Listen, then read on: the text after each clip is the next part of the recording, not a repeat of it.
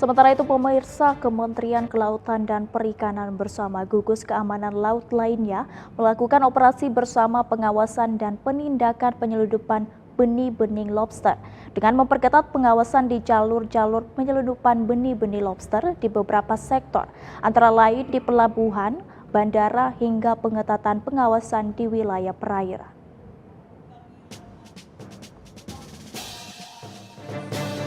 Inilah upacara Kementerian Kelautan dan Perikanan bersama gugus keamanan laut lainnya sebelum melakukan operasi bersama pengawasan dan penindakan penyelundupan benih-benih lobster yang berpusat di pangkalan PSDP Batam, Kecamatan Bulak.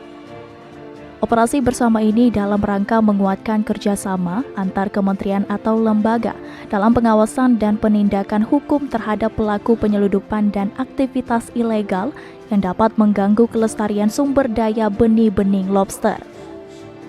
Dengan memperketat pengawasan di jalur-jalur penyelundupan benih-benih lobster dan pengawasan di beberapa sektor, antara lain di pelabuhan, bandara, hingga pengetatan pengawasan di wilayah perairan. Kegiatan operasi bersama ini melibatkan KKP, TNI AL, Polri, Bakamla, Kementerian Perhubungan, Kementerian Keuangan, dan Ditjen Bea Cukai. Laksamana Muda TNI Adin Nurawaludin menyampaikan penyelundupan benih-benih lobster rugikan negara hingga 30 triliun rupiah. Saat ini Vietnam menjadi negara tujuan penyelundupan terbesar dari Indonesia. Hal itu dikarenakan Vietnam membutuhkan 600 juta BBL setiap tahunnya. Adin menambahkan para pelaku memanfaatkan celah akibat belum optimalnya usaha pembudidayaan lobster di Indonesia dengan cara menyelundupkan BBL yang ditangkap oleh nelayan. Hal ini juga didukung dengan adanya permintaan dan peluang penyelundupan BBL ke luar negeri.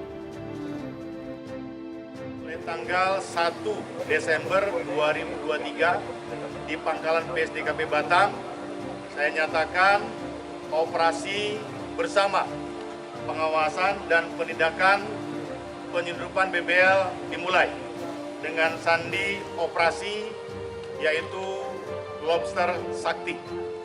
Ya, tujuannya adalah dalam rangka pelaksanaan kegiatan memberikan efek deteren dan juga penindakan terhadap masih adanya indikasi pendistribusian BBL antar provinsi, kemudian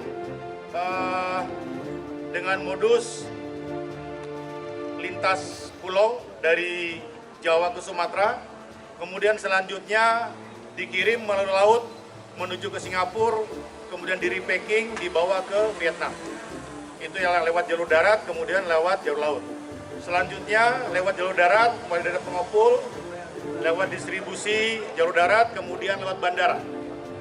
Jadi bandara mulai Soekarno-Hatta di Jakarta, kemudian Bandara Juanda di Surabaya, Bandara Ngurah Rai di Bali, dan Bandara di Lombok, yang kemudian diterbangkan ke Vietnam dengan menggunakan istilah Copperman dan juga melalui kargo.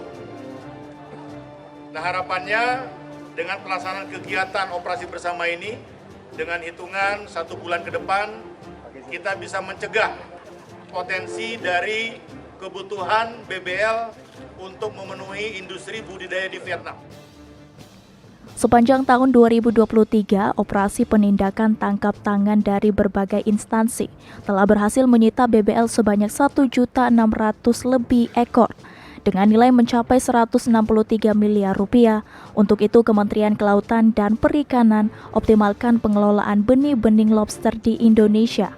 Tidak hanya itu, KKP saat ini juga telah melakukan optimalisasi pengelolaan sumber daya lobster yang ada di Indonesia, dikarenakan BBL nasional memiliki potensi mencapai lebih dari 465 juta ekor setiap tahunnya, yang tersebar di 11 wilayah pengelolaan perikanan Indonesia. Demikian Bangun Selendra melaporkan dari Batam.